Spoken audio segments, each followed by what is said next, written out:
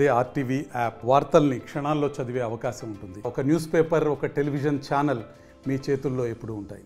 మొట్టమొదటి కార్యక్రమం ఒక హోదాగా రావడం జరిగింది.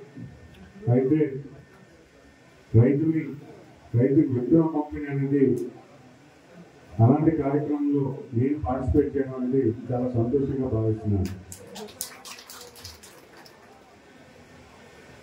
ఎంత క్వాంటిటీ రిక్వైర్మెంట్ ఉంది, మనం ఎలా సప్లై చేస్తాం అనే విషయంలో అగ్రికల్చర్ ఆఫీసర్స్తో మాట్లాడడం జరిగింది.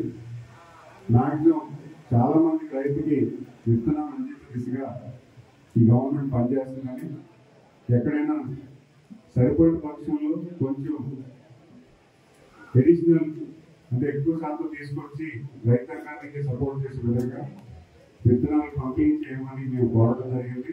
వాళ్ళు కూడా దాన్ని సమర్పిస్తూ అడిషనల్గా కొన్ని క్వాంటిటీ ఆర్డర్ పెట్టడం జరిగింది.